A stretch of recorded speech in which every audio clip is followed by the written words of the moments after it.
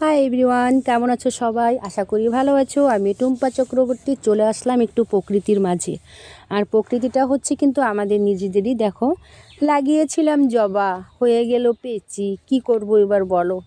এত বড় বড় জবা গাঁদা ফুলগুলো লাগিয়েছিলাম, ভোলা গাঁদা ফুলের, আর হয়ে গিয়েছে পেঁচি গাঁদা ফুল। তো যাই হোক, হয়েছে।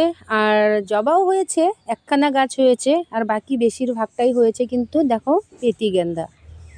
তো যাই হোক, গাছটা যেহেতু ফুলে ফুলে ফুটেছে, ভরেছে, ভীষণ ভালো লাগছিল দেখে, তাই আজকে একটু ক্যামেরায় বন্দি করে নিয়েছি বন্ধুরা, তোমাদের সাথে শেয়ার করব বলে। তো দেখো এখানে, আর এই যে দেখো একখানা জিনিস কি করে ফুলের মধুগুলোকে খাচ্ছে, দেখেছো তো? ফুলে বসে বসে প্রতিটা ফুলের মধুগুলো কিন্তু সংরক্ষণ করে নিচ্ছে এই মৌমাছি।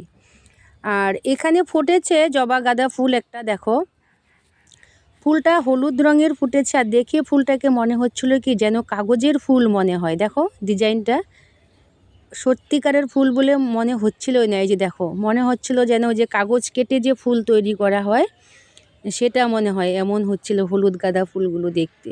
ভীষণ সুন্দর লাগছিল দেখতে। তো বেশিরভাগটাই ফুটেছে কিন্তু ছোট ছোট পেতি গেন্দাগুলো, আর সাথে একখানাই রয়েছে জবা গাঁদা, এই যে হলুদ রঙের ফুটেছে। তো বেশ বড়ই হয়েছে, আর ফুলটা দেখতেও ভীষণ দারুণ হয়েছে।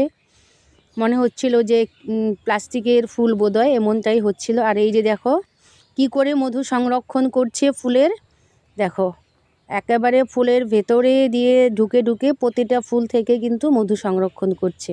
তো বেশ সুন্দর লাগছিল মুহূর্তটা, তাই ক্যামেরায় বন্দি করে তোমাদেরকে শেয়ার করলাম। কেমন লাগলো অবশ্যই জানিও, ভালো লাগলে লাইক কমেন্ট শেয়ার করে